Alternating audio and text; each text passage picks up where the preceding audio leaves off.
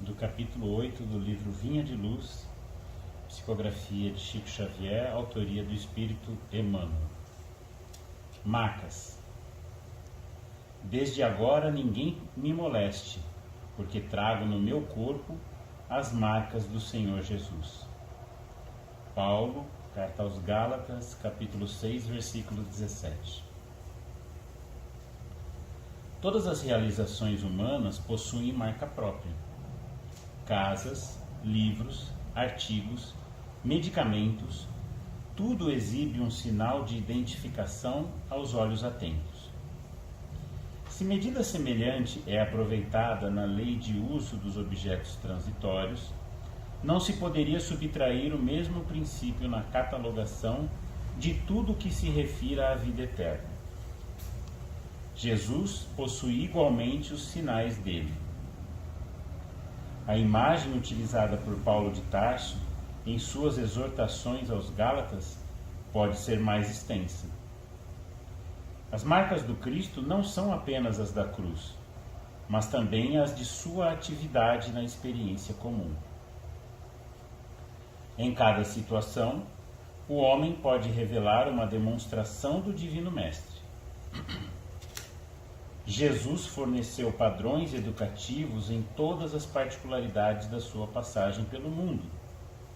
O Evangelho nos apresenta nos mais diversos quadros, junto ao trabalho, à simplicidade, ao pecado, à pobreza, à alegria, à dor, à glorificação e ao martírio. Sua atitude em cada posição da vida assinalou um traço novo de conduta para os aprendizes.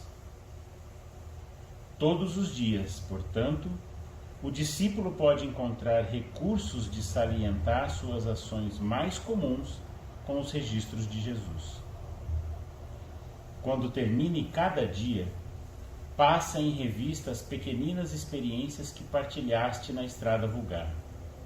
Observa os sinais com que assinalaste os teus atos, recordando que a marca do Cristo é fundamentalmente aquela do sacrifício de si mesmo para o bem de todos.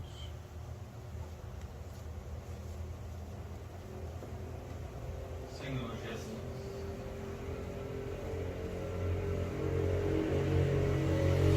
estamos felizes aqui estarmos de retorno para os estudos da obra Memórias de um Suicida. Agradecemos, Senhor, por esta oportunidade e a Te rogamos que abençoes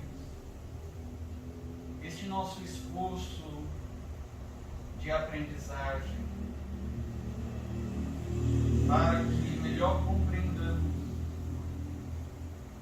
as questões do suicídio, da vida espiritual, de nossas responsabilidades na Terra, dos objetivos da reencarnação, de modo a podermos melhor nos conduzir nesta experiência evolutiva, auxiliando também a nossos irmãos, sobretudo aqueles que estão na faixa do desespero, do desânimo, da descrença de si mesmos, beirando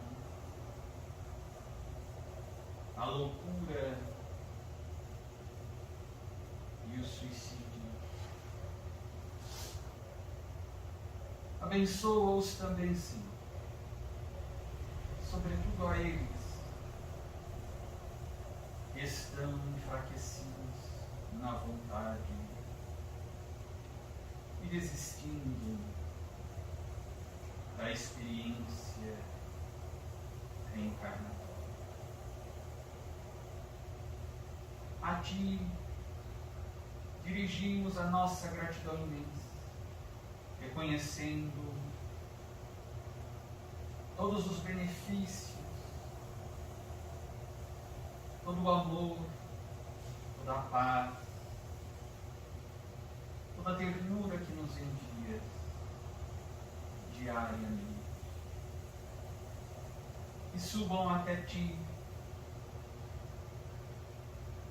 a nossa prece, então, de gratidão e os nossos louvores envoltos em nosso carinho.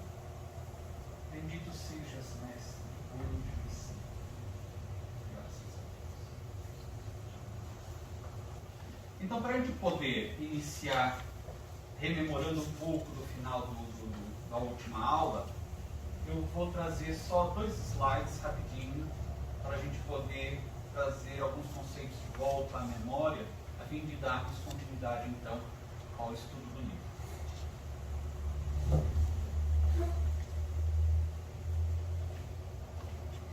Bom, como nós vamos reler depois esta nota de rodapé, depois vamos também um trecho do texto de Camilo, do livro Memórias de um Suicida, e aqui o que nós vamos trazer são essas imagens aqui para recordar o conceito do homem tríplice de Allan Kardec. Nós somos espíritos, seres pensantes, os seres inteligentes que povoam o universo. Nós lembramos que espírito e alma, a princípio, são a mesma coisa. Nós vamos ver só a diferenciação que Kardec faz com relação a espírito e alma. Aqui, então, quando nós temos o espírito aqui nesta representação, notamos que é apenas uma chama, uma polaridade. Porque, de fato, segundo aprendemos com a doutrina, o espírito não tem uma forma definida. Ele é alguma coisa, é uma inteligência, é um ser pensante, mas ele não tem uma forma definida.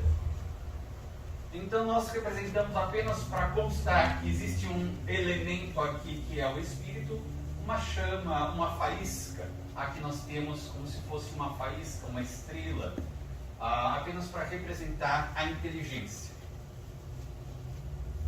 O que vai dar forma ao espírito, e esta forma humana que temos, é o corpo espiritual ou perispírito.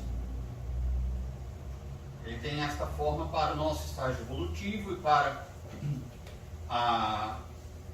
o estágio evolutivo até de espíritos superiores. A forma que se apresenta é esta que nós conhecemos. Nós sabemos que para os espíritos puros, daí a forma humana, esta forma perispiritual, normalmente já não mais se apresenta. Porque daí o perispírito, na medida em que o espírito vai progredindo, intelectualmente, sobretudo moralmente, o perispírito também vai se depurando. E, na medida em que ele vai se depurando, ele vai se aproximando da natureza espiritual, do espírito. Nós lembramos, por exemplo, que uma das vezes que Francisco Cândido Xavier, médium mineiro, recebeu comunicação mediúnica por psicografia do espírito Francisco de Assis, São Francisco de Assis, ele relata que ele estava já em transe mediúnico, já desdobrado do corpo físico, e viu como que uma grande chama, um grande clarão, ele relata como se fosse um grande sol adentrando o recinto. E daí a comunicação ocorreu, a psicografia. Então, a forma como ele viu Francisco de Assis foi desta chama, desse grande clarão, como se fosse um sol, não uma forma física, uma forma humana. Porque o perispírito de Francisco de Assis já é um perispírito muito sutil, né, cuja forma já praticamente se confunde com esta chama, digamos que seja o espírito. Então aqui nós temos o espírito e o perispírito, este binômio, o corpo espiritual. Lembrando a palavra perispírito, peri que envolve o espírito. Kardec cria esse neologismo, essa palavra nova, a partir da palavra perisperma. A gente estuda isso na biologia, na botânica. Aquilo que envolve o esperma, a semente, a essência do vegetal. Aquilo que envolve o espírito é o perispírito. Então, no mundo espiritual, nós somos um ser pensante, o espírito, que temos um corpo espiritual, o perispírito. Para que nós possamos interagir com o ambiente, no caso, o ambiente espiritual, em qualquer dimensão do mundo espiritual. Para captarmos, percebermos tudo que se passa externamente e também manifestarmos a nossa inteligência, a nossa vontade para o mundo exterior, nós precisamos desse intermediário, desse corpo intermediário que é o perispírito. No entanto, embora ele seja feito de uma matéria quintessenciada, como diz Allan Kardec, é um derivado do fluido cósmico universal, que é essa energia que preenche o universo inteiro, é a energia primordial, no seu estado mais puro, o fluido cósmico universal, que vai sofrendo modificações, combinações, recombinações, e vai gerando tudo o que não seja Deus e que não seja o Espírito. Tudo que não seja Deus e não seja o Espírito é derivado do fluido cósmico universal. O perispírito nosso, ele é composto de energias que envolvem e que preenchem, estão vinculadas e compondo o nosso planeta Terra. No dia em que formos habitar um outro planeta, digamos um planeta superior, como Júpiter, nós então abandonaremos este corpo espiritual e comporemos um novo corpo espiritual, um novo perispírito a partir das energias de Júpiter. Então nós temos esse binômio. Acontece que para nós interagirmos na matéria mais densa presente no planeta Terra, nós não conseguimos fazê-lo utilizando-nos simplesmente do nosso corpo espiritual ou perispírito. Porque ele é muito sutil ainda, por mais grosseiro que seja, digamos, por mais inferior que seja o espírito, portanto tendo um perispírito bastante grosseiro, este perispírito ainda é feito de uma matéria, de uma energia muito sutil em relação à matéria grosseira, muito rudimentar dos objetos materiais da Terra. Então, incluindo o corpo físico aqui na Terra. Então não haveria como nos vincularmos diretamente a este corpo físico e também não haveria como nós interagirmos diretamente com o ambiente físico da Terra apenas com o perispírito. Então nós precisamos de um corpo físico que vai fazer dar-nos esta possibilidade de interagir com o ambiente externo físico. E nós precisamos, para nos conectarmos com este corpo físico, de uma energia intermediária. Nós chamamos de fluido vital.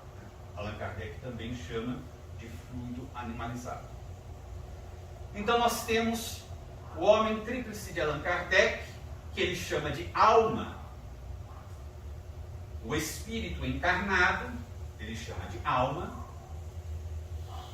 que é composto do próprio espírito, que é o ser pensante, de um corpo espiritual, que chamamos de perispírito, para que ele utiliza no mundo espiritual normalmente para interagir com o meio, receber as impressões do mundo externo e transmitir as suas impressões, a sua vontade, a sua inteligência.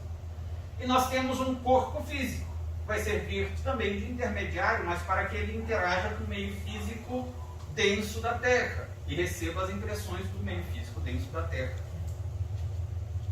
Mas para que ele possa se vincular a este corpo material, ao corpo físico, como o perispírito ainda é muito sutil, de uma estrutura muito sutil, energia muito sutil com relação ao corpo físico, que é uma energia muito mais grosseira, ele necessita de um elemento que chamamos de fluido vital.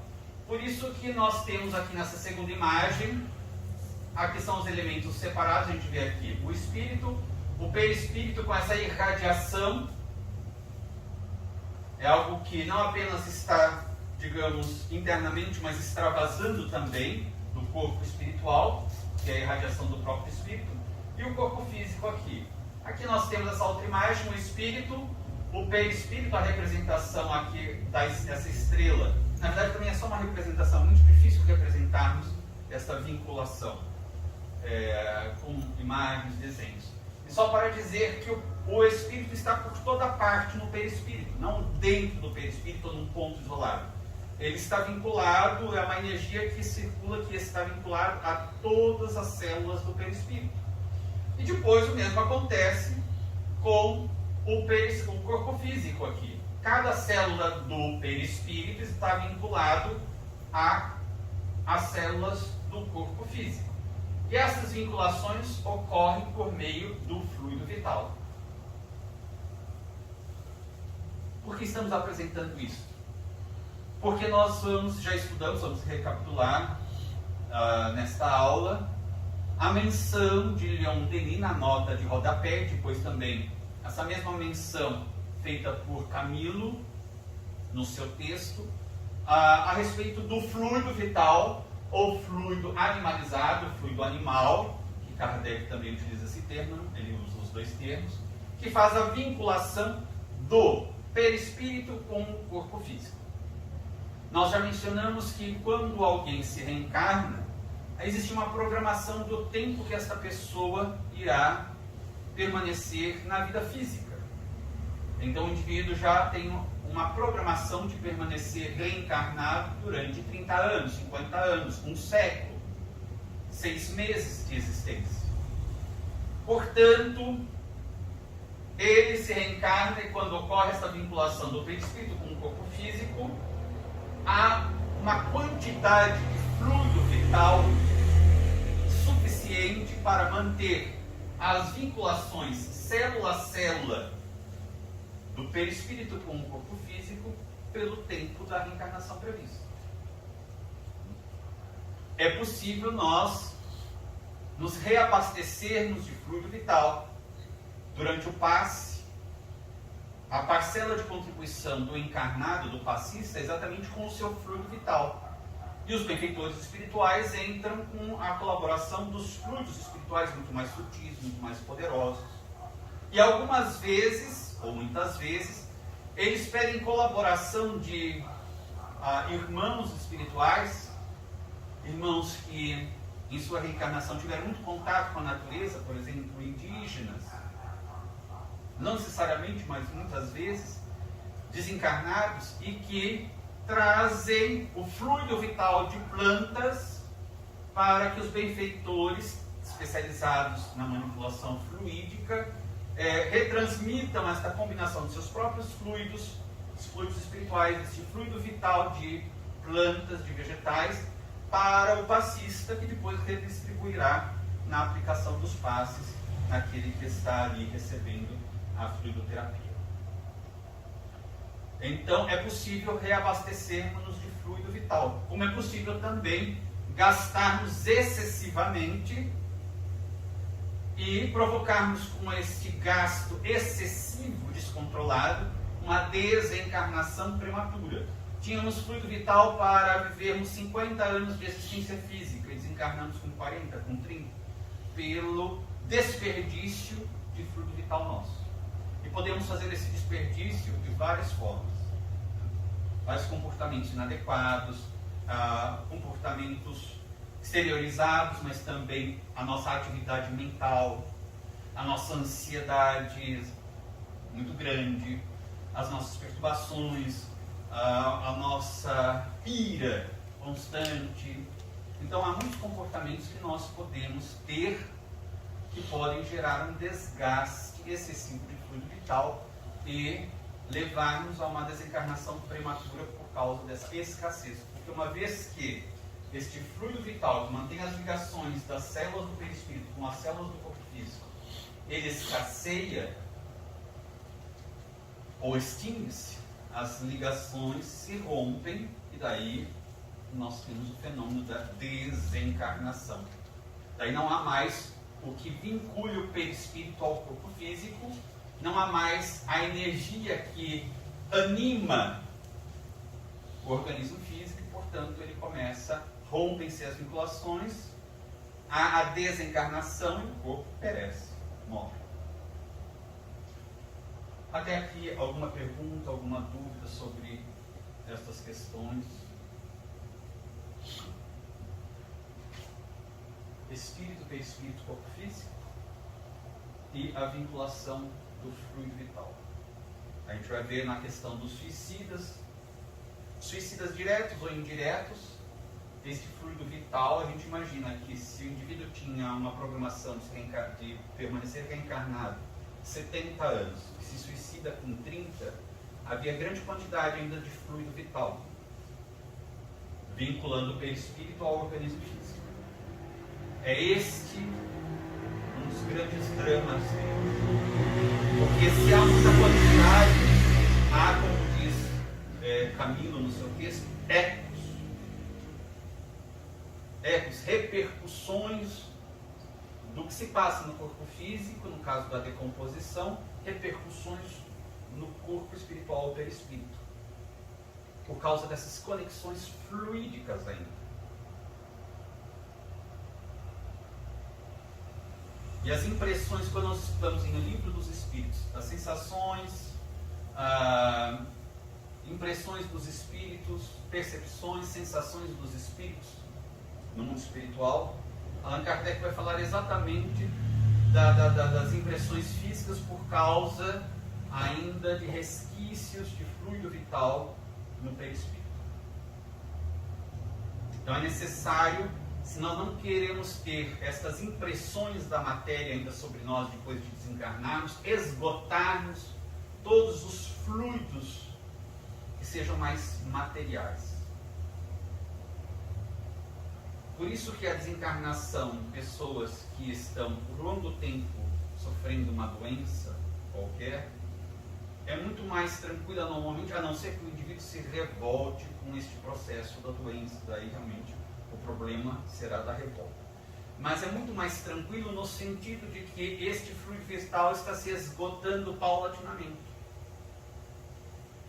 Tanto assim que é muito comum os moribundos, aqueles que já estão realmente muito próximos da desencarnação, começarem a ver já os espíritos, porque é tão escasso o fluido vital que estas vinculações perispírito-corpo físico já estão muito frouxas e ele está já consegue ficar mais tempo deslocado do corpo físico. E daí ele novamente começa a retomar as suas faculdades espirituais, por exemplo, a visão já da dimensão espiritual, antes mesmo de ocorrer a desencarnação completa. Então, este é um tópico. Outro tópico que nós gostaríamos de mencionar, analisar aqui. Aqui nós temos um livro, chama Cidade no Além. Ele foi escrito pela Igorina Cunha, que era a sobrinha de Eurípides Barçanufo, e ela desencarnou há alguns anos apenas. E ela, em estado de desdobramento, a gente lembra Allan Kardec, o Livro dos Espíritos, da emancipação da alma. Então, nesses estados de emancipação da alma, ela, guiada pelos espíritos André Luiz e Lúcio, visitou algumas vezes a cidade, colônia espiritual Nosso Lar. E quando retornava ao corpo, eles pediam para que ela desenhasse e anotasse algumas informações. Por muito tempo ela guardou isso, sem saber exatamente se era algo da imaginação dela, se era um processo obsessivo, até que um dia um sobrinho dela viu estes desenhos, essas anotações, achou muito interessante e disse: é importante que a gente então verifique se isso realmente é certo ou se não é certo. Se for certo, nós temos informações muito interessantes para o mundo espírita, para o mundo não espírita também. E daí então ele enviou material, algum material daquele material para Chico Xavier, e ele pediu, Chico entrou em contato com a Igorina pedindo que ela fosse visitá-lo e que levasse todas as anotações, os desenhos que ele gostaria muito de ver. E ela fez. E ele confirmou realmente que eram os espíritos André Luiz e Lúcio que a levavam no estado de emancipação da alma, a colônia que ela tinha lá. E ele foi dizendo realmente, olha, e foi dando outros detalhes. Olha, você lembra, não sei se você lembra daquele detalhe aqui, acolá, e aquilo que ela não tinha se recordado no estado de lucidez, acordada, ele foi a recordando para que ela complementasse o desenho aqui ou alguma informação no livro. Então, ela escreveu 2 livros nesse sentido, Cidade no Além e Imagens do Além. São várias, inclusive, praticamente todo o filme Nosso Lar, todas aquelas imagens de computador que foram feitas para o filme, foram baseadas nos desenhos da Igorina. É um livro publicado pela IDI, Instituto de Difusão Espírita da cidade de Araras. Então aqui diz a cidade Nosso Lar, assinalada com uma estrela, está bem aqui, no centro dessa roda de luz. Na terceira esfera acima da crosta, sobre uma extensa região do estado do Rio de Janeiro, entre as cidades do Rio de Janeiro e Campos e Itaperuna, em faixa que pode ser definida como a periferia do umbral. Então aqui a gente vê várias camadas, aqui o globo terrestre, a crosta, e as várias camadas que ela define como, a gente vai ver logo em seguida, as várias faixas do umbral, e depois outras esferas aqui já iluminadas, que é denominada, Leon Denis vai denominar na nota de rodapé dele de a verdadeira espiritualidade.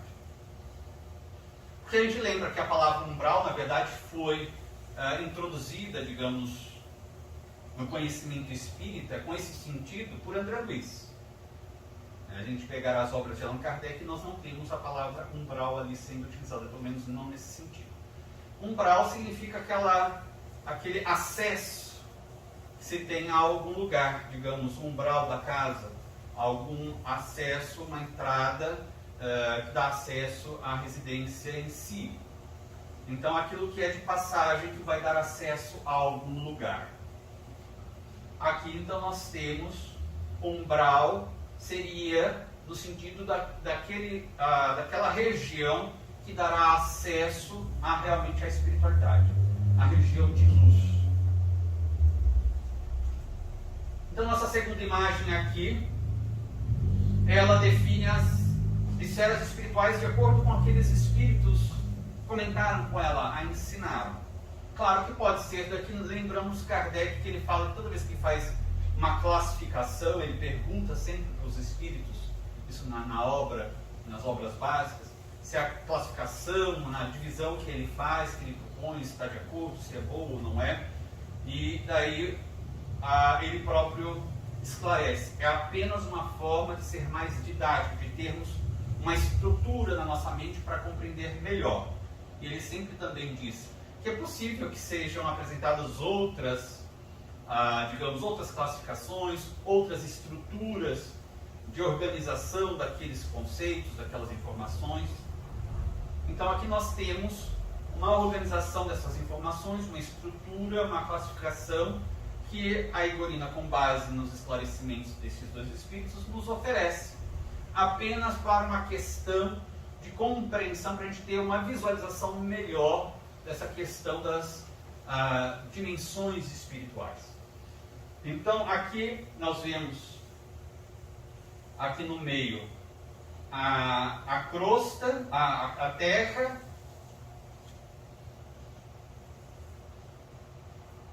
aqui nessa região, deixa eu ver se aqui a crosta,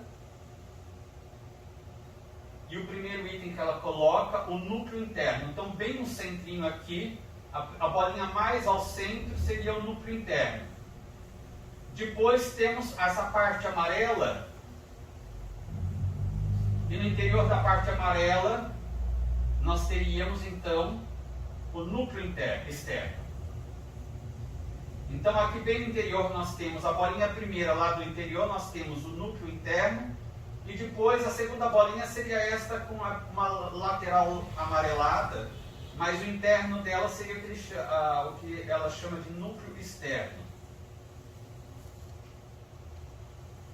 Depois nós teríamos a crosta, a primeira crosta que ela chama, deste núcleo externo. Depois nós teríamos essa parte esverdeada, nós teríamos o manto, e depois teríamos aqui, onde vem aqui essa parte aqui no centro, ó, com a bordinha marrom, seria a crosta terrestre, aquela que sobre a qual nós pisamos, a crosta terrestre, onde nós vivemos. Logo em volta da crosta terrestre, onde tem essa borda marrom e a parte superficial ali, branca, meio azulada, que representaria os oceanos, nós temos uma faixa menor, meio esverdeada. Seria um baixo umbral ou umbral grosso. Depois nós temos aqui no limite, aqui essa esfera azulada aqui, meio azulada, umbral médio. E depois, além desse umbral médio, a gente vai deslocando-se aqui. Nós temos também essa outra faixa aqui no limite, é meio amarelado, meio esverdeado, onde tem uma estrela bem no limite aqui. Ela chama de umbral ou periferia do umbral. É nesta esfera umbralina, já na borda da esfera umbralina, que se situa onde está aquela estrelinha, a colônia nosular. Então ela já está nesta última faixa do umbral, que é chamada de umbral apenas, ou periferia do umbral. Depois nós vemos que tem uma outra faixa aqui, olha. Ela chama essa faixa da faixa onde espíritos vinculados à arte em geral, arte boa, arte verdadeira, arte voltada para Deus, ou cultura e ciência. Então, já não é mais umbral. A partir desta linha aqui, onde está quase nesta linha, na periferia do umbral, na colônia nosular, após isso já é a espiritualidade, conforme assim o chama Leon Denis na sua nota. Depois nós temos mais uma faixa aqui. É a faixa aqui, esta faixa aqui, está vendo? Vem até aqui mais ou menos. A divisão ali. A faixa do amor fraterno universal. Depois dessa faixa do amor fraterno universal, que termina mais ou menos aqui, a gente está vendo aqui uma linha tênue, tem essa última faixa aqui, que é das diretrizes do planeta, ainda vinculado ao planeta Terra. E depois disso nós temos todo o resto do universo, a abóboda estelar. Então daí que o que passou dessa faixa aqui onde está a diretrizes do planeta, essa última faixa, além disso já é a abóboda estelar com todos os seus outros elementos constitutivos, né? outros sóis, outros planetas, enfim, todos os astros celestes. Então nós temos todas estas faixas aqui. A gente vê, por exemplo, no livro O Brêmios da Vida Eterna, André Luiz mencionando que eles estão na faixa bastante densa, na faixa mais densa do umbral. Seria o chamado umbral grosso ou umbral baixo, que faz divisa praticamente com a crosta. E segundo a informação de André Luiz neste livro, ou segundo informações que o benfeitor dá a André Luiz neste livro, a maior parte das pessoas na Terra, ao desencarnarem, permanece nessa faixa bem próxima aqui da Terra, não consegue sair por causa da densidade do perispírito. Este perispírito está impregnado de fluidos muito materiais. Daí a gente estudar aquele primeiro slide. É necessário nós eliminarmos aqueles fluidos, senão nem volitar conseguiremos. Muitos acham, mesmo muitos espíritas que não estudaram detidamente a doutrina, acham que bastou desencarnar de ser espírita e já saiu volitando. A não ser que seja já um espírito que se desmaterializou mesmo na Terra, na reencarnação. Se desencarnar e permanecer com muita quantidade de fluidos densos ou de fluido vital, não conseguirá nem mesmo volitar e permanecerá nessa primeira faixa do umbral grosso. Veja que, mesmo para chegar até nosso lar, não é tão simples. André Luiz demorou um tempinho até ter condições perispirituais, de ser resgatado, ter o perispírito já bem menos denso, bem menos impregnado de fluidos materiais, para poder ser resgatado até a coluna solar. Mas é tudo questão de crescimento moral. Sobretudo. Uma evolução moral. Sobretudo, é. O conhecimento... Todos esses estágios. É. Eu estou começando a andar agora. Hã? Se for todo esse estágio, a gente não vai chegar lá tão cedo. É tudo uma questão evolutiva. É. O conhecimento, né, a parte intelectual, o conhecimento, ele ajuda muito. Inclusive, Kardec, a gente vai, no próximo capítulo, ter uma pergunta relacionada ao texto, do segundo capítulo. Kardec, em um livro dos Espíritas, pergunta aos benfeitores se o conhecimento da doutrina espírita ajudaria nesta transição, né, quando nós desencarnamos, se isso ajuda. Eles dizem, ajuda muito, porque a gente acorda, vê um outro corpo nosso, a gente ali, deitado, inerte, e a gente se vê aqui também com o mesmo corpo. Se a gente tiver essa visão, se somos espíritas, a gente fala assim, tudo indica que eu desencarnei, porque aquilo lá deve ser o meu corpo físico e esse daqui é o meu perispírito. E eu estou aqui junto com o meu perispírito. Provavelmente desencarnei. Ou estou no estado de emancipação da alma e vendo e reconhecendo o meu corpo físico. Então, se nós desencarnamos, nós podemos pensar, bom, preciso fazer uma prece, né? Vou evocar no meu guia espiritual. Todo esse conhecimento ajuda a gente ter um pouco mais de tranquilidade, a gente não ficarmos tão perdidos. Mas os espíritos esclarecem. O conhecimento da doutrina espírita ajuda. Mas o que é fundamental realmente para estar bem no mundo espiritual, ter uma boa desencarnação, é a condição moral do indivíduo. Então a condição moral é essencial, fundamental. Porque se a pessoa não tiver o conhecimento, digamos, era católica, ela pode ficar um pouco perdida assim, mas se ela for um espírito moralmente mais nobre, ela já vai ter logo benfeitores espirituais ali auxiliando, o perispírito dela vai ter uma densidade, vai ser muito sutil e vai conseguir rapidamente se deslocar. Vai ser rapidamente auxiliada pelos benfeitores espirituais. Então, a condição moral é o que é realmente primordial. É porque não adianta ter conhecimento se você não tem uma conduta moral ao longo de uma encarnação que condiz com tudo que a gente aprende ou tenta pelo meio. Seria até pior, porque daí Jesus disse, aquele que mais sabe, desse mais será cobrado. Não que Deus tenha lá uma ficha nossa, ele soube bastante, eu vou cobrar mais. É a nossa consciência que vai nos cobrar. Porque toda vez que a gente tentar falar assim, mas eu não sabia, você sabia. Tanto sabia que eu fiquei repetindo várias vezes, você foi no curso, você foi na palestra. Só não quis fazer, mas você sabia. O grande tribunal realmente sempre é da nossa consciência. Vocês já tinham visto essas imagens?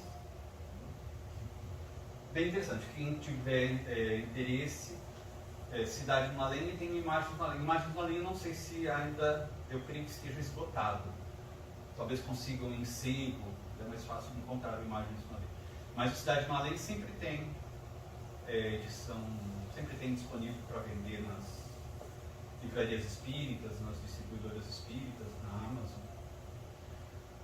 Júlio, a questão dos abismos, eles ficam nas crostas? Ah, sim. Uma coisa interessante. O próprio Camilo e a Dona Ivone também, em entrevistas, ela disse que ela não tinha certeza, porque ela também ficou em vários suicidas. Diz ela, no livro Pelos Caminhos da Mediunidade Serena, que são entrevistas que ela deu, que foram depois transcritas nesse livro, diz ela que ela tinha a impressão de que não era nem mesmo no umbral, que era na crosta ou em regiões, ela disse, a impressão que eu tinha é que eram cavernas nas regiões montanhosas da própria crosta, ou talvez na subcrosta. Então talvez pudesse ser aqui no manto, no núcleo interno, externo, aqui em algum lugar aqui mais no meio aqui. Não se sabe exatamente. No próprio livro, Camilo também Em uma das frases ele diz, não saberia dizer, dava uma impressão que estava na própria crosta, numa cadeia de montanhas, etc. Na própria crosta. Porque há comunidades intraterráqueas. Não apenas na região do umbral, há comunidades intraterráqueas. Aí está a menção destas esferas espirituais. A Igorina, no livro dela, chama de esferas espirituais, de acordo com os ensinamentos de André Luiz e de Lúcius. Portanto, são esferas onde há espíritos habitando. Como nas profundezas dos oceanos, também há espíritos que habitam ali. Agora, nós podemos imaginar que quanto mais nessa direção, menos evoluídos são. Quanto mais nessa direção, mais evoluídos são. Nós lembramos o livro Obreiros da Vida Eterna, mas em uma das palestras, antes de eles descerem para as tarefas na crosta, acompanhando a desencarnação, aquelas 5 desencarnações, eles têm uma reunião de aprendizagem na colônia Nosso Lar. Era uma sala onde havia uma redoma de vidro. E naquela redoma de vidro, eles iriam projetar, dentro daquela redoma de vidro, as suas ideoplastias. Portanto, a partir da mentalização, da concentração mental, cada um daqueles participantes daquela reunião iria compor uma parte de um cenário bucólico de uma natureza, por ideoplastia, portanto, manipulação do fluido cósmico universal, dos fluidos espirituais ali presentes. E dentro daquela cena composta ideoplasticamente pelos presentes, se manifestaria um espírito muito elevado, de grande sabedoria, e que iria responder a determinadas perguntas daqueles que estavam ali presentes. Aqueles que estavam ali presentes compunham as equipes que desceriam em breve tempo, a partir daquela reunião, para a crosta, para diferentes atividades. Uma daquelas equipes era a que participava, na qual participava André Luiz. Bom, daí se manifesta o espírito de grande sabedoria, de grande elevação, e todos ficam realmente maravilhados com a evolução daquele espírito. E é perguntado, depois que encerrada a reunião, o grupo de André Luiz, eles perguntam de que planeta seria aquele espírito tão elevado, talvez do planeta Júpiter, já um espírito, já é um mundo feliz, da categoria dos mundos felizes.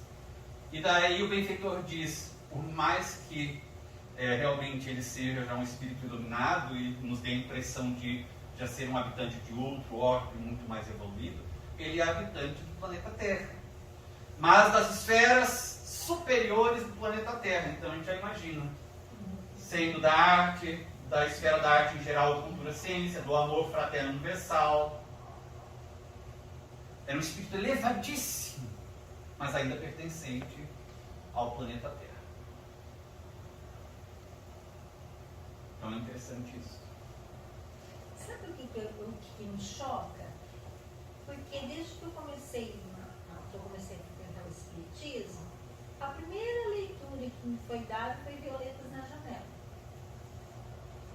Aí parece que está tão mágico aquele mundo, por mais que tenha, lógico, conhecimentos ali tão... Aí você estudando hoje, você fica tão preocupado, você já não sabia nem que ia para o umbral. Aí você vai para o umbral, chega lá, tem várias fases. Você fala, meu Deus, o que eu li em Violetas na Janela, que parecia tão simples, né? Eu até cheguei no centro espírita, eu ouvi que você ia no hospital, que você, sabe, era atendida, aí você chega aqui, você fica com medo de morrer. Por quê? Não, porque você pensa, meu Deus, eu só descobri agora. Eu só descobri agora. Não, gente, desculpa, tá? Mas sentou na cadeira, vira lua. Eu desisti aqui, ó, Júlia. É bem diferente quando a gente inicia no Espiritismo, porque vem de uma era, claro, é diferente, né? Eu com 46 anos, eu nasci numa família espírita. Mas é diferente, a evolução é diferente. Eu li e reli e gostava muito. Hoje já tenho um conceito diferente sobre os romances, sobre as histórias, né? De tudo, né? Eu tenho um conceito diferente. Por quê? Porque você começa a colocar, né, um aprendizado diferente. Né? É aquilo que você fala. Nós passamos a pensar. Né? É uma fé raciocinada. Então, é que faz diferença. Realmente, tem momentos que eu fiz um concurso, não com a matéria daqui, que não mexe emocionalmente assim, mas com toda essa magia de descoberta, muito mais em palestras, outras coisas, e a busca pelos livros te faz, né, ter medo mesmo, te faz saber o que você está fazendo. Mas, vamos lá. Sim, sim. Porque o que acontece? A primeira coisa com relação a determinadas obras ditas espíritas, sobretudo vários romances, e aqui não estamos fazendo nenhuma crítica ou condenação a nenhum livro. A questão é, por isso que nós até temos o cuidado em nossa casa espírita de selecionar bem as obras que nós apresentamos ao público. Nós deixamos para venda ou para empréstimo. Para que as pessoas que tenham acesso à literatura espírita tenham acesso a obras que vão dar, apresentar a doutrina espírita de uma maneira mais precisa. Por isso que nós temos ido, digamos, vagarosamente com o estudo desta obra. A gente poderia estar talvez no 5º, 6º, 7º capítulo já, só lendo e comentando uma coisinha aqui ou ali. Mas a nossa intenção é demonstrar como que uma obra verdadeiramente espírita traz-nos o conteúdo doutrinário. Para que a gente possa conhecer, porque esse conteúdo existe desde o século XIX. A grande dificuldade, ou talvez um grande problema ainda no movimento espírita, seja de as casas espíritas não se prepararem adequadamente para apresentar o conteúdo espírita. Se nós pegarmos as 5 obras básicas da doutrina, o chamado Pentateuco kardeciano, o Livro dos Espíritos, o Livro dos Médiuns, o Evangelho segundo o Espiritismo, o Céu e o Inferno e a Gênese, além de os 12 anos de revista espírita que ele publicou mensalmente, esse conteúdo todo já está disponibilizado digitalmente, gratuitamente pela própria Federação Espírita Brasileira, então são arquivos confiáveis. Então, se nós lermos e estudarmos todo aquele conteúdo, a gente vai ver exatamente essas informações. Algumas complementações foram depois, ou muitas complementações, trazidas por outros médiuns. O próprio livro Memórias de um Suicida surgiu antes mesmo das obras de André Luiz, só que foi necessário aguardar a sua publicação para que fosse melhor aceita, para que não fosse rechaçado se perdesse esse conteúdo. Nós já estudamos isso. Então, é importante que nós tenhamos acesso às informações da codificação, as informações mais precisas. Por isso Kardec diz, o Espiritismo é uma ciência. Como qualquer ciência, ninguém aprende, digamos, geografia, psicologia, medicina, farmácia, odontologia, direito, apenas de se ler alguma coisa. Se é uma ciência, tem muita profundidade. Tem de ser feito um estudo, como dizia Kardec, continuado, sistemático, metódico. Porque daí nós vamos realmente conhecendo um pouco da realidade espiritual, aquilo que já nos é possível conhecer. Então, não é simples realmente desencarnar. E é pior ainda, os próprios benfeitores dizem, reencarnar. Reencarnar é muito mais complexo e muito mais preocupante para o espírito que vai se reencarnar. A desencarnação, embora não seja tão simples, é mais fácil do que a reencarnação. Mas não é também de se ter medo da desencarnação. O que a gente pode ter é a impressão, Ai meu Deus, quanto tempo me falta para eu poder exatamente me preparar adequadamente? Então essa apreensão a gente pode ter desde que ela seja controlada. Uma vez que a gente teve o conhecimento, a gente já sabe que dá para fazer bastante coisa, bastante ajuste na nossa vida, nossa existência física, para que quando chegue a hora da nossa desencarnação, nós estejamos melhor preparados. Não significa que nós nos tornaremos santos nesta reencarnação. Nos tornaremos, ou seja, dentro desse conceito de pureza espiritual, que seria o da santidade, de pureza espiritual, de espíritos puros, chegaremos sim, um dia, um pouco distantes deste momento. Um dia um pouco distante desse momento, mas chegaremos. O que nos é possível fazer agora, nesta reencarnação? Tem muita coisa que a gente pode fazer. Talvez a dificuldade seja abrir mão de conceitos, de preconceitos, de ideias nossas. Daquilo que a gente gostava, mas agora a gente descobre que não é bom pra gente. Estamos falando do ponto de vista de comportamento, do ponto de vista moral, como também muitas vezes não é fácil. Eu adoro comer fritura.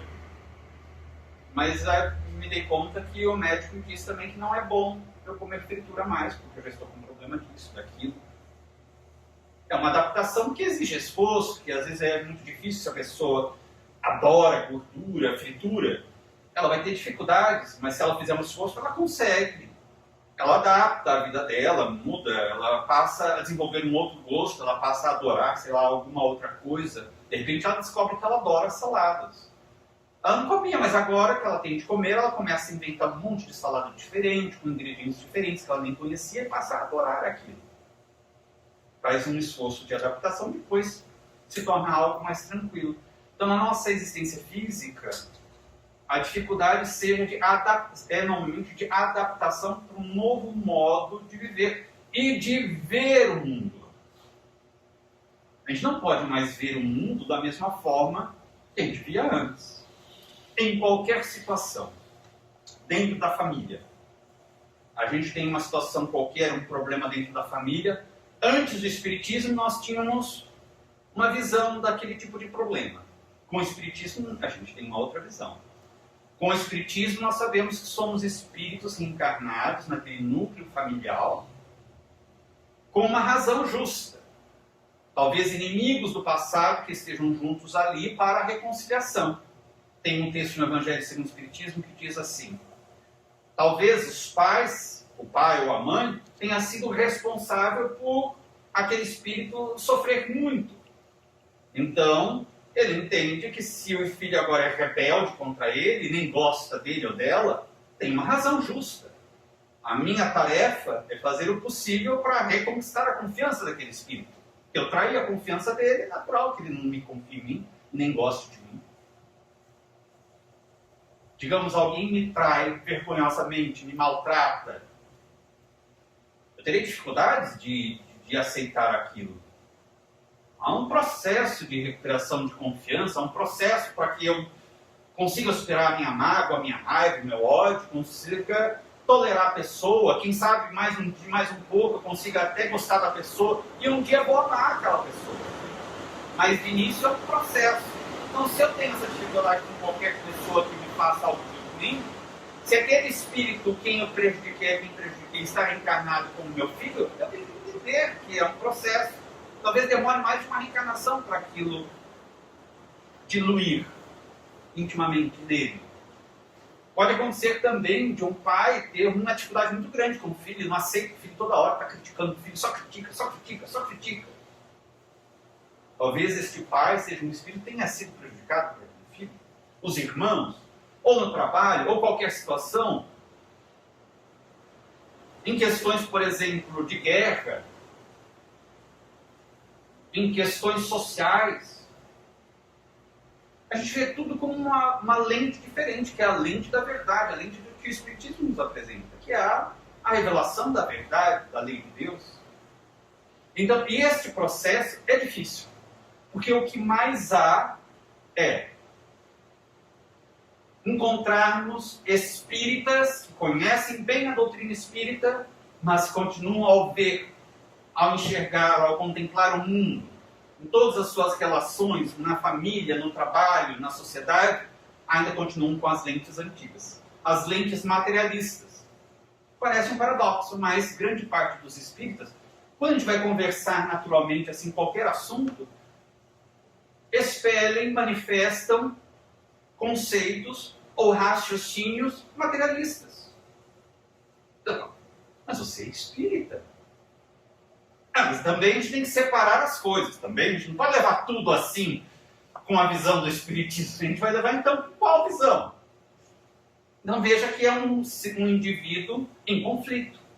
Ele se diz espírita, mas na prática ele não consegue aceitar o espiritismo, porque isso entra em confronto, em atrito com tudo aquilo que ele prezava, que ele valorizava, que ele gostava, ou que ele preza, que ele valoriza, que ele gosta. E para ele realmente se tornar espírita, ele tem que abrir mão de todas essas coisas. Vocês já viram espíritas defenderem a pena de morte? Já. Espíritas dizem assim, uma vez bandido, sempre bandido. Então para esses espíritas não existe reencarnação. E espiritismo sem reencarnação, que é uma das bases principais do espiritismo, não existe espiritismo.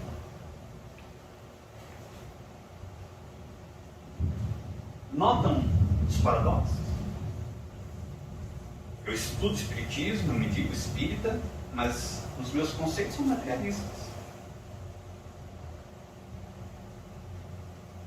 São pessoas em conflito. Então, a nossa grande dificuldade, talvez, seja essa. Nos adequarmos, vou repetir, não há como termos a expectativa de darmos um salto quântico evolutivo.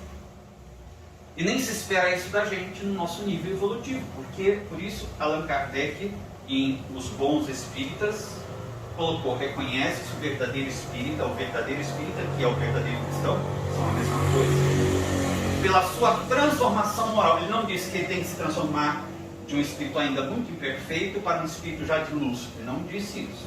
Ele escreveu, reconhece-se pela transformação moral. Nossa, mas a minha transformação moral é bem pequenininha. Mas houve transformação moral? Ah, sim, houve, mas é pequena ainda. Tá ali. São dois elementos. O primeiro elemento, então, já cumpriu. Houve transformação moral.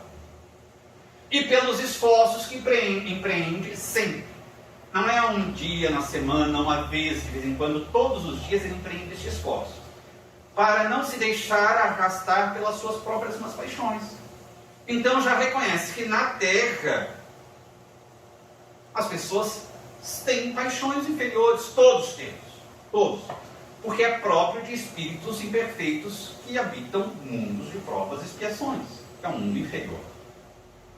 Todos temos paixões, todos somos espíritos imperfeitos, exceção feita aos missionários na Terra, mas se a habitante do planeta Terra é imperfeito,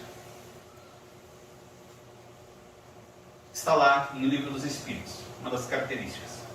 Mundos de provas e expiações, onde o mal predomina.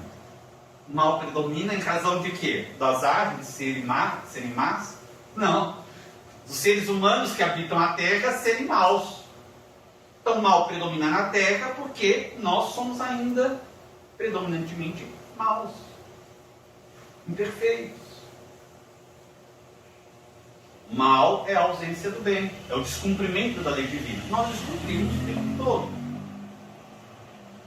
Então Kardec diz, há necessidade para se configurar o verdadeiro espírita, de haver transformação moral e de o indivíduo estar constantemente fazendo os esforços para nos permitir ser arrastado pelas suas paixões inferiores. Se estivermos fazendo isso, um esforço para que as nossas paixões inferiores não predominem, não nos arrastem para comportamentos inadequados. A gente tem uma paixão, mas a gente controla, a gente está trabalhando para que ela seja superada e substituída por uma virtude. E nesse processo a gente está se transformando moralmente para melhor, de pouquinho em pouquinho, mas estamos. Pronto, já somos bons espíritos. Ficaremos no umbral? Com certeza. Quer dizer, pode ser que alguém aqui não fique, mas provavelmente ficaremos. Mas não ficaremos rastejando no lamaçal como as descrições. Né? Não ficaremos rastejando. Quem leu Obreiros novamente da Vida Eterna está lá. Um espírito que depois tinha sido médico na Terra e desencarna, mas ele tinha ainda muitos conflitos, muitas pendências que ele deixou da experiência da Terra, muitos conflitos internos. E por isso ele não conseguiu ascender a regiões superiores àquela do baixo umbral, ou do umbral grosso. Ele permanecia naquela instituição, colaborando na Fabiano de Cristo, na instituição Fabiano de Cristo, na casa transitória Fabiano de Cristo. E colaborando como médico, dentro daqueles processos, digamos, terapêuticos, médicos, mais materializados, porque os espíritos que estavam ali necessitando de auxílios mais imediatos eram muito materializados ainda. E ele remenciona a André Luiz: por causa da minha densidade perispiritual, nos meus momentos de lazer e de repouso, eu não tenho como ir a regiões superiores para gozar daqueles benefícios, daqueles lugares lindos. Mas eu posso ter momentos de lazer e de repouso. Então eu vou para a própria crosta, que é melhor que aquele umbral grosso, e fico em bosques, em florestas, em lugares aprazíveis, onde eu absorvo a energia da natureza. Então veja, ele não era um espírito mau, ele tinha os seus conflitos, os seus problemas ainda, muita mágoa, e por isso o perispírito dele era muito denso, mas ele estava sendo útil, trabalhando, conquistando méritos. E ele não sai dali, porque depois ele é convidado a ter uma reencarnação, para ele reajustar-se, eliminar aquela pendência, e depois, superada aquela dificuldade, sim, quando desencarnasse, poderia ascender para regiões mais altas. Mas ele não sofria naquelas condições que a gente vê muitas vezes, em lamaçais, em lutas, em atritos. Ele estava sendo útil dentro de uma instituição espiritual de grande valor, convivendo com espíritos, inclusive nobres. Então, o fato de irmos para o umbral não é punição, não significa que a gente vai perder a forma humana do perispírito, a se apresentar com formas animalescas. Pode acontecer a espíritos muito embrutecidos da Terra, e acontece. Mas se já estamos vinculados, por exemplo, à doutrina espírita, temos este conhecimento, e estamos neste esforço de melhoramento progressivo de nós mesmos, fazendo o autoconhecimento para identificar as nossas fraquezas, os nossos conflitos, e trabalhar esses conflitos para a gente superá-los, então já estamos no caminho correto.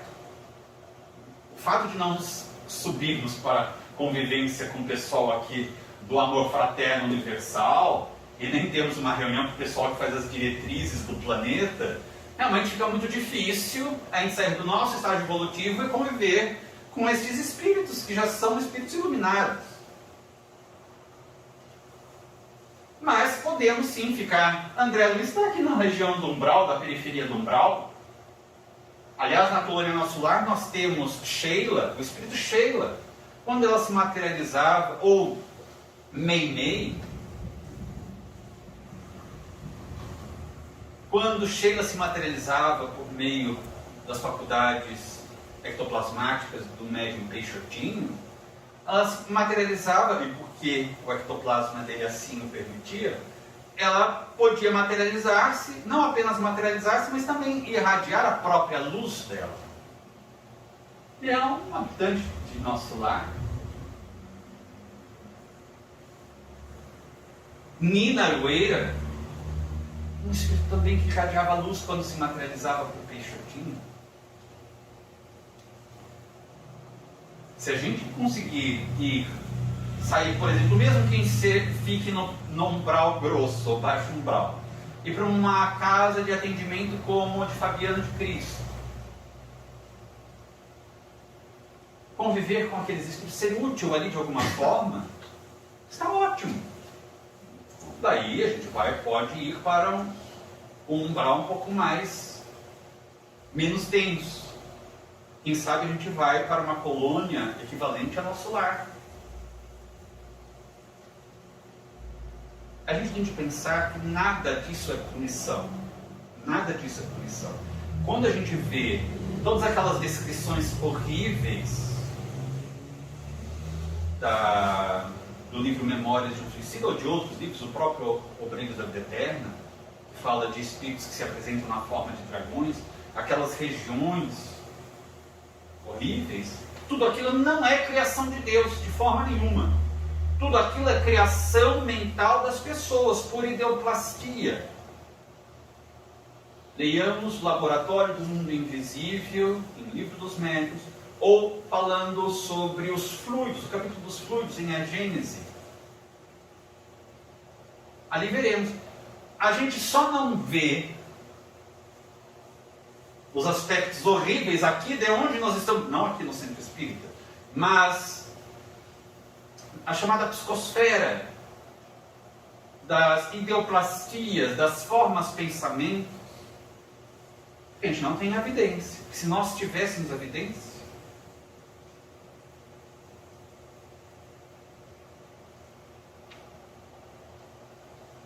por isso que a maioria não tem mesmo, porque seria algo que enlouqueceria.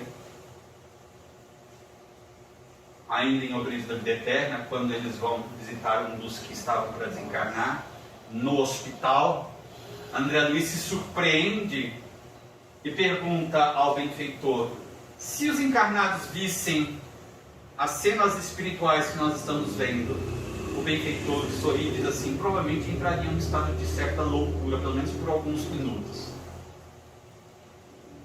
Porque são obsessores ali. Ele vê um que começa a ter uma crise, estava na maca do hospital, na cama do hospital, uma crise de asfixia, era o obsessor asfixiando. Ou as criações mentais daqueles enfermos ali, ficavam bailando no ar as criações mentais, as ideoplastias, as formas de pensamento. Agora, dentro de casa também vamos ter isso daí, dentro do lar de cada um de nós. Estamos lá em casa, lá no celular. Estamos acompanhando os chamados Reels, os stories das pessoas, isso e aquilo, estamos postando. Nós já mencionamos a questão da lei do campo mental. Estamos criando formas de pensamento. Mais do que isso, estamos nos conectando a espíritos que estão dentro daquela faixa.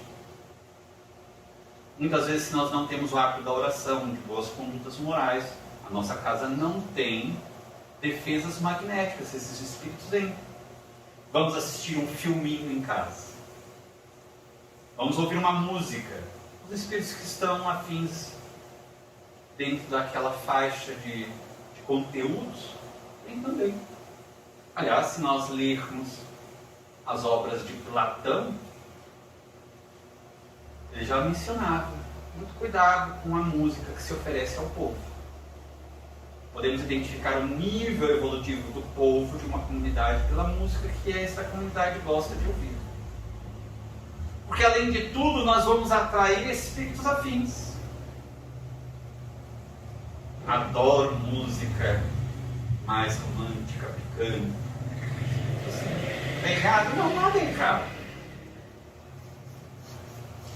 Então, essas coisas a gente pode começar a modificar, a ajustar a nossa vida. Naturalmente, na medida que a gente vai ajustando pequenas coisas no nosso cotidiano, o nosso comportamento vai mudando. E coisa interessante, na medida que nós vamos nos ajustando com esse conhecimento que o Espiritismo nos dá, a um padrão um pouco melhor de vida, nós começamos a perceber o quanto estávamos sendo intoxicados antes. Quando as pessoas fazem detox, elas me dizem depois que se dão conta que determinados alimentos eram muito prejudiciais a elas. Vícios, né? Vamos dizer. Sim. Eu mesmo parei, vamos falar do lado externo. Parei de fumar faz 3 anos. Eu tenho um físico hoje com uma satisfação. Eu parei por desejo, mesmo por opinião. Graças a Deus nunca mais tem nem pouco. Maravilha a Deus. Mas é assim, eu senti, eu fumei por muitos anos, né? Então eu sentia já o corpo físico com mal mesmo. E aqui começou a desencadear em mim, opa, tá na hora, opa, tá na hora. E esse processo de tá na hora foi 4 anos, né? Até um dia que eu parei. Aí hoje, né, é um processo de, né, mas hoje é diferente. E eu sei, se eu viver até mais um ano 10 anos, eu sei que essa benfeitoria ela vai vir junto. Sim.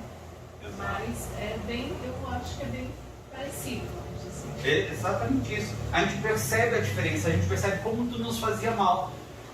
Notemos, a gente começa a se ajustar, de repente, digamos, a gente tem uma roda de amigos. É como as pessoas dizerem assim, olha, eu tinha uma roda de amigos, eu frequentava determinados ambientes, hoje eu não consigo mais. Porque agora essas pessoas que eram assim, que era a minha roda de convivência, os assuntos são tão, às vezes, fúteis ou tão baixos. Antes eu não me dava conta, não sentia nada, mas hoje que agora eu vigio mais os meus pensamentos, eu tenho hábitos de boas leituras, eu tenho o hábito da prece. O que acontece? A gente começa a criar boas vibrações e a gente se alimenta, retroalimenta daquelas boas vibrações nossas que nós criamos, quando a gente atrai bons espíritos superiores para perto de nós.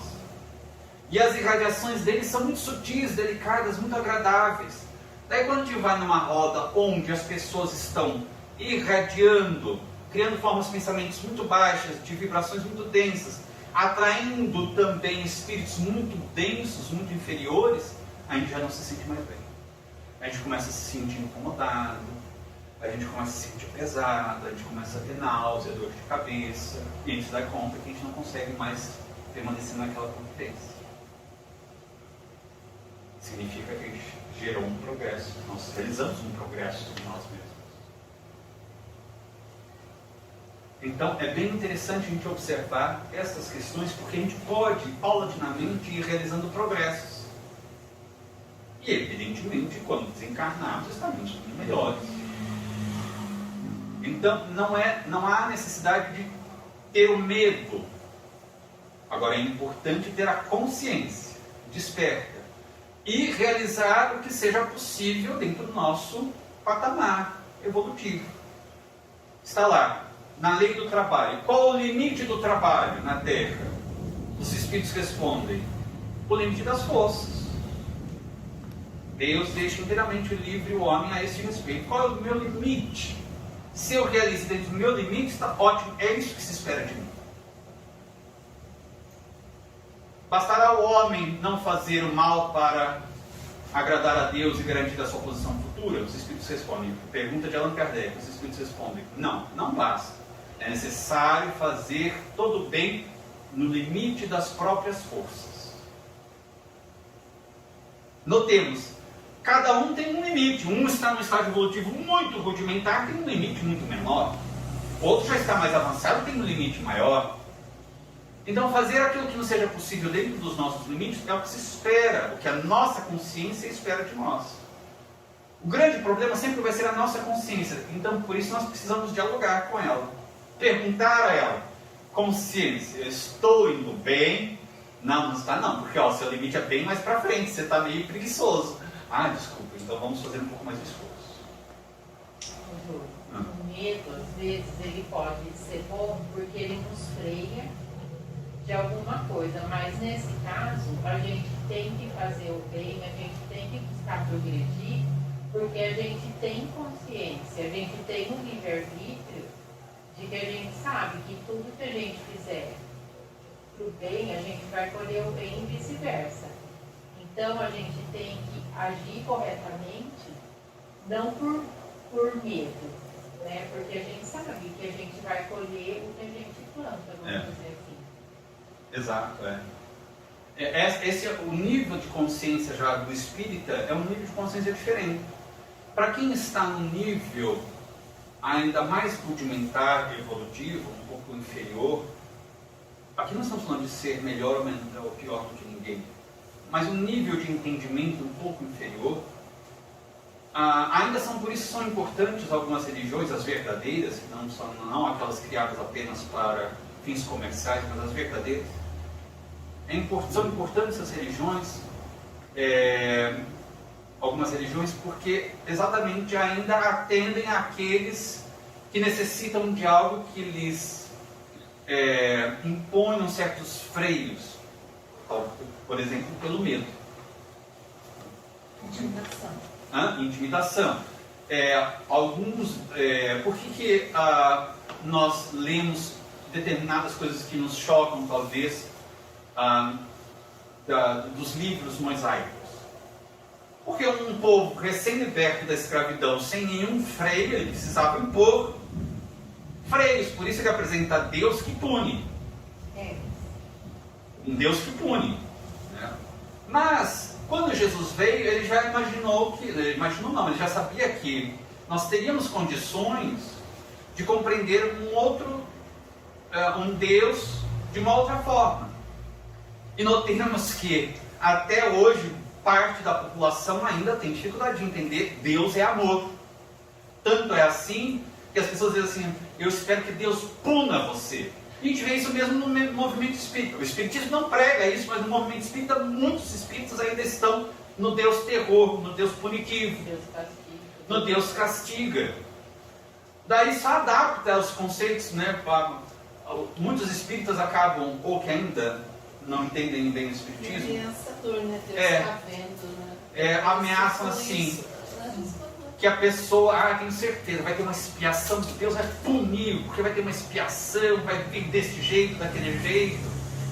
Existe a lei de ação e reação, mas não tem nada a ver com punição, que Deus vai castigar a pessoa. A própria pessoa se desajustou e se castigou, mas a pessoa ainda traz, aquele espírita que ainda não entendeu o espiritismo, traz o conceito e ainda tem necessidade desse Deus terror que vai me punir.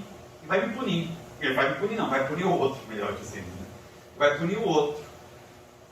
Ou talvez vai me punir também, daí eu me freio em alguns impulsos.